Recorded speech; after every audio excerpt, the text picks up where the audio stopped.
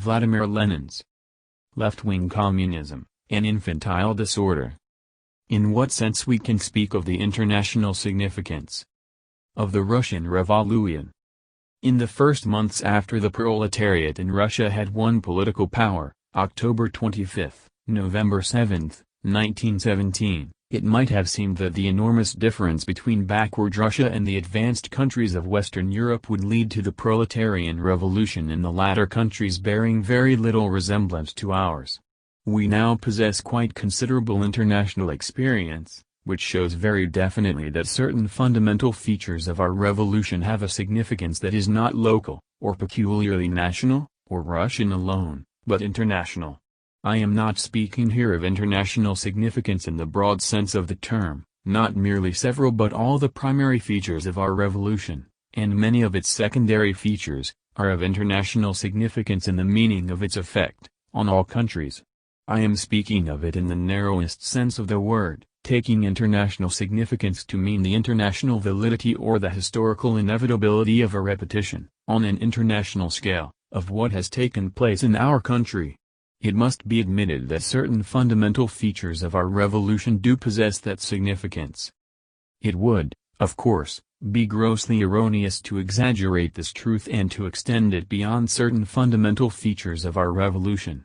It would also be erroneous to lose sight of the fact that, soon after the victory of the proletarian revolution in at least one of the advanced countries, a sharp change will probably come about. Russia will cease to be the model and will once again become a backward country, in the Soviet and the socialist sense.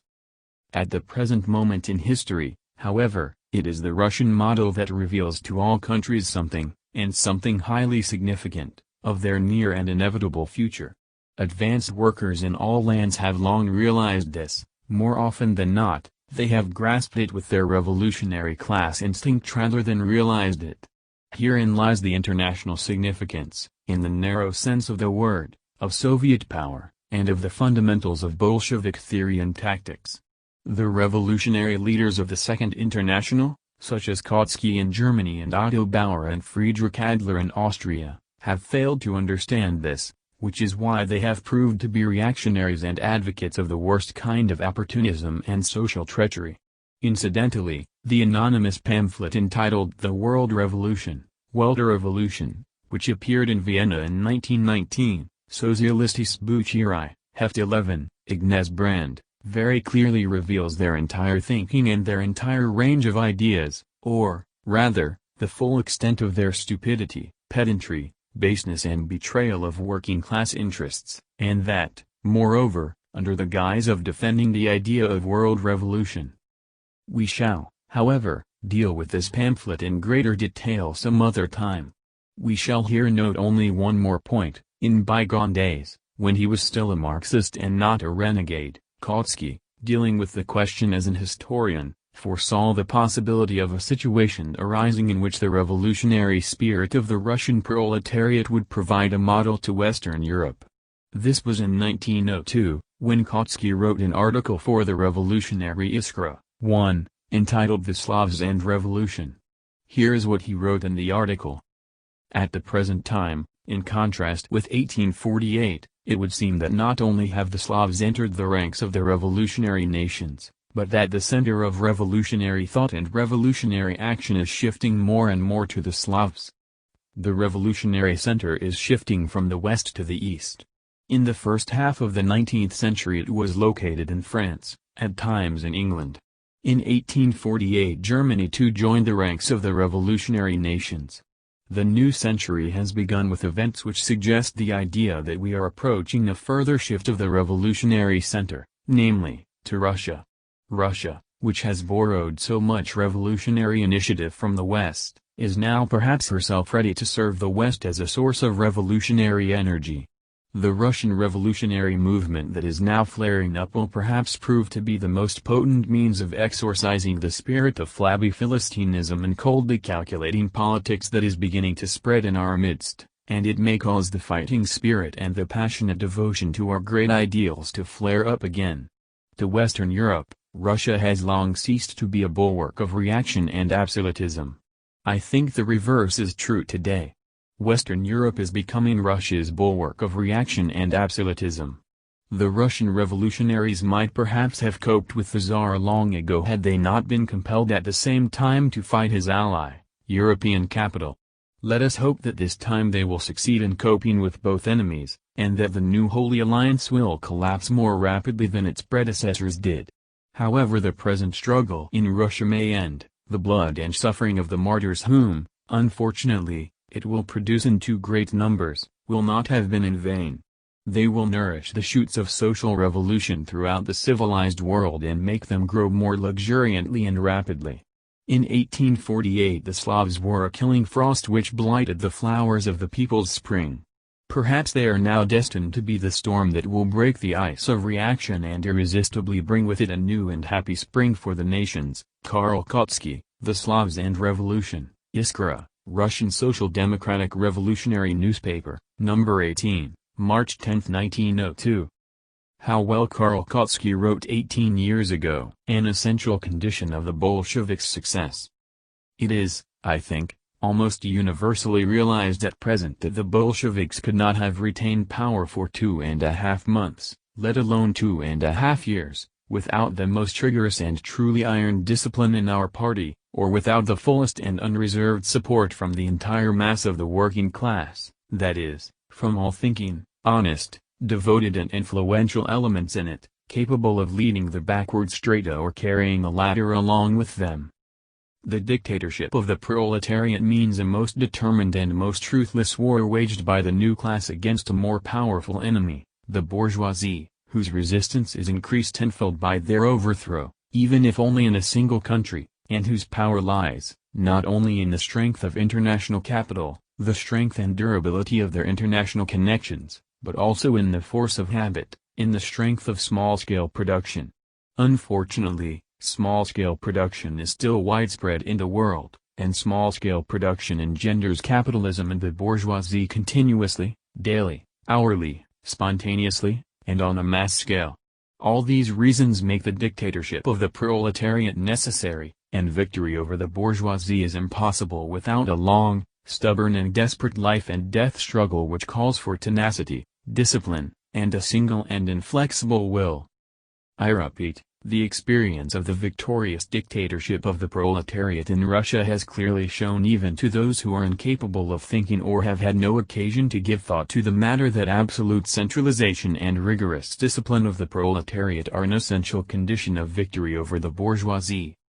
This is often dwelt on. However, not nearly enough thought is given to what it means, and under what conditions it is possible. Would it not be better if the salutations addressed to the Soviets and the Bolsheviks were more frequently accompanied by a profound analysis of the reasons why the Bolsheviks have been able to build up the discipline needed by the revolutionary proletariat? As a current of political thought and as a political party, Bolshevism has existed since 1903. Only the history of Bolshevism during the entire period of its existence can satisfactorily explain why it has been able to build up and maintain, under most difficult conditions, the iron discipline needed for the victory of the proletariat. The first questions to arise are, how is the discipline of the proletariat's revolutionary party maintained? How is it tested? How is it reinforced? First, by the class consciousness of the proletarian vanguard and by its devotion to the revolution, by its tenacity, self-sacrifice and heroism. Second, by its ability to link up, maintain the closest contact, and, if you wish, merge, in certain measure, with the broadest masses of the working people, primarily with the proletariat, but also with the non-proletarian masses of working people.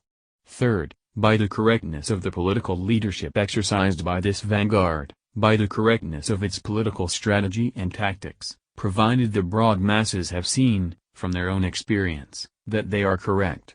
Without these conditions, discipline in a revolutionary party really capable of being the party of the advanced class, whose mission it is to overthrow the bourgeoisie and transform the whole of society, cannot be achieved.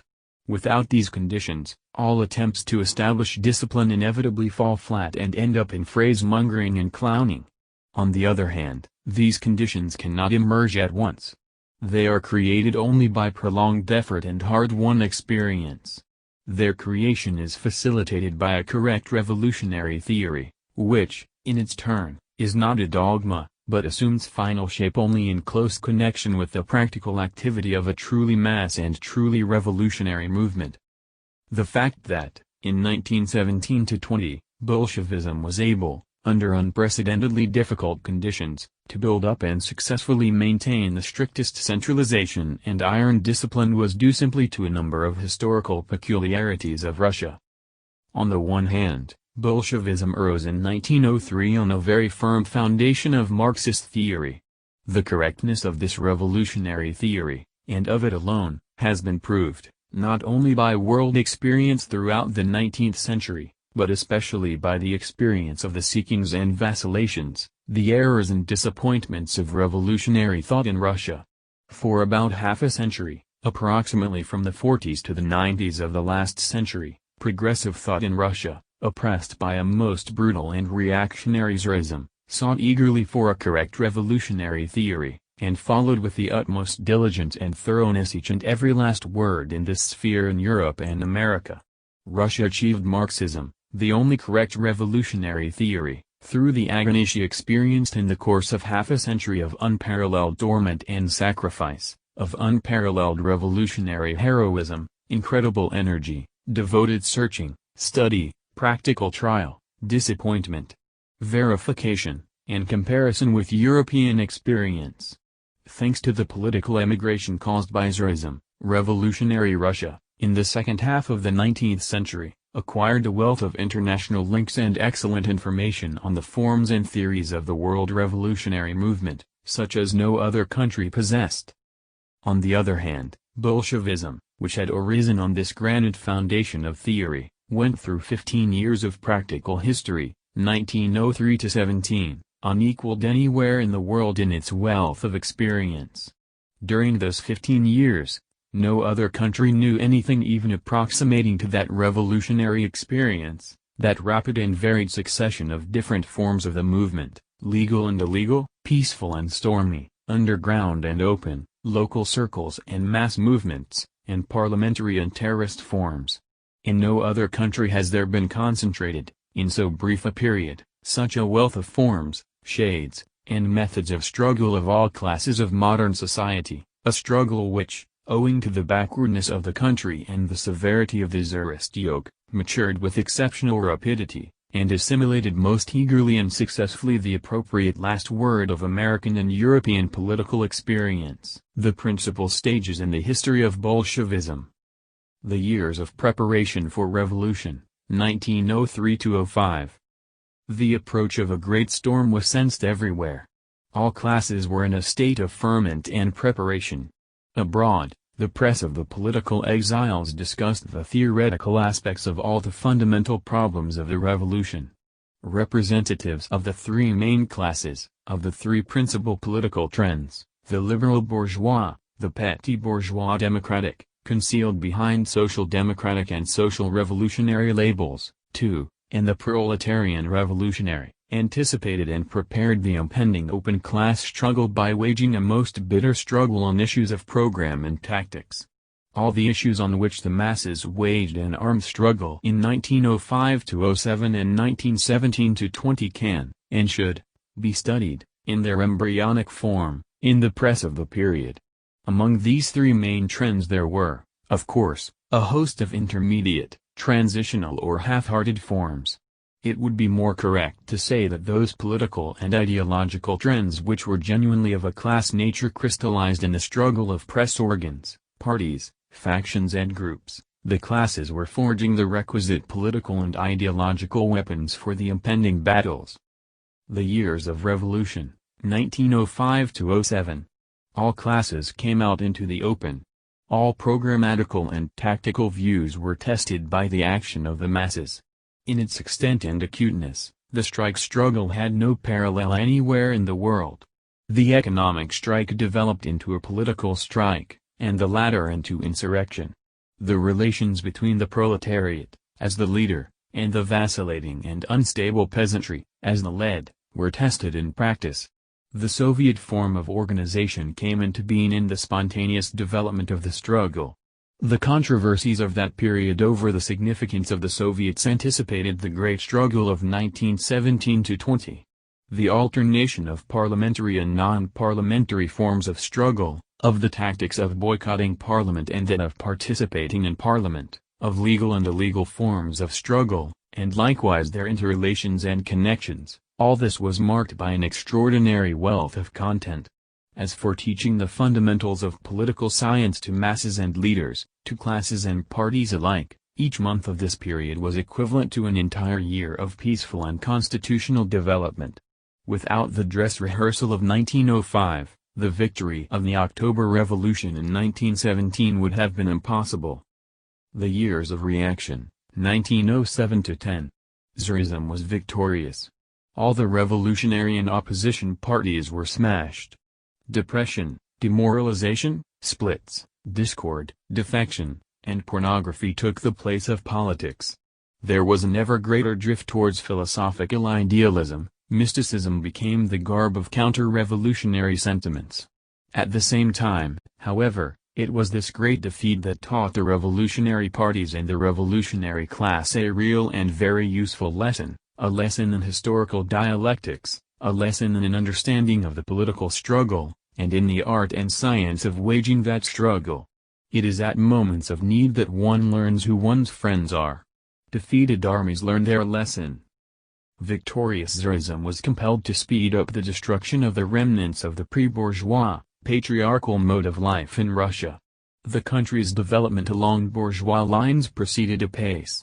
Illusions that stood outside and above class distinctions, illusions concerning the possibility of avoiding capitalism, were scattered to the winds. The class struggle manifested itself in a quite new and more distinct way. The revolutionary parties had to complete their education. They were learning how to attack. Now they had to realize that such knowledge must be supplemented with the knowledge of how to retreat in good order. They had to realize, and it is from bitter experience that the revolutionary class learns to realize this, that victory is impossible unless one has learned how to attack and retreat properly. Of all the defeated opposition and revolutionary parties, the Bolsheviks effected the most orderly retreat, with the least loss to their army, with its core best preserved, with the least significant splits, in point of depth and incurability, with the least demoralization, and in the best condition to resume work on the broadest scale and in the most correct and energetic manner. The Bolsheviks achieved this only because they ruthlessly exposed and expelled the revolutionary phrasemongers, those who did not wish to understand that one had to retreat, that one had to know how to retreat, and that one had absolutely to learn how to work legally in the most reactionary of parliaments, in the most reactionary of trade unions, cooperative and insurance societies and similar organizations. The years of revival, 1910–14. At first progress was incredibly slow, then, following the Lenin events of 1912, it became somewhat more rapid. Overcoming unprecedented difficulties, the Bolsheviks thrust back the Mensheviks, whose role as bourgeois agents in the working-class movement was clearly realized by the entire bourgeoisie after 1905, and whom the bourgeoisie therefore supported in 1,000 ways against the Bolsheviks. But the Bolsheviks would never have succeeded in doing this had they not followed the correct tactics of combining illegal work with the utilization of legal opportunities, which they made a point of doing.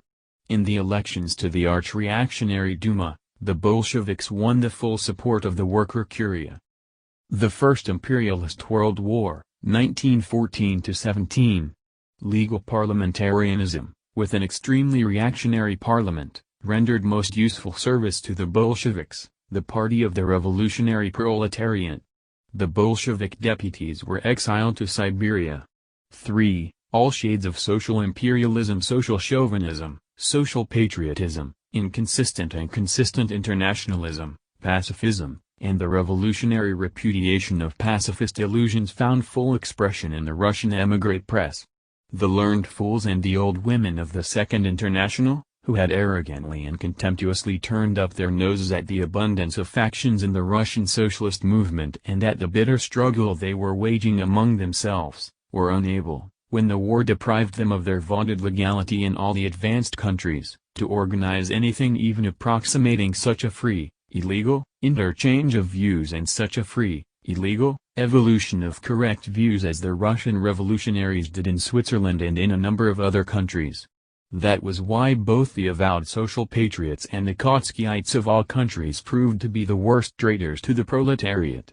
One of the principal reasons why Bolshevism was able to achieve victory in 1917–20 was that, since the end of 1914, it has been ruthlessly exposing the baseness and vileness of social chauvinism and Trotskyism, to which Lungetism, 4,5, in France, the views of the Fabians, 6, and the leaders of the Independent Labour Party, 7, in Britain, of Trotsky in Italy, etc., correspond, the masses later becoming more and more convinced, from their own experience, of the correctness of the Bolshevik views.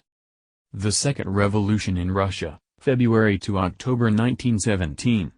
Tsarism's senility and obsoleteness had, with the aid of the blows and hardships of a most agonizing war, created an incredibly destructive force directed against it.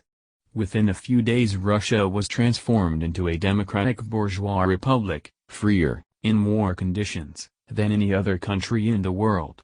The leaders of the opposition and revolutionary parties began to set up a government, just as is done in the most strictly parliamentary republics. The fact that a man had been a leader of an opposition party in parliament, even in the most reactionary parliament, facilitated his subsequent role in the revolution.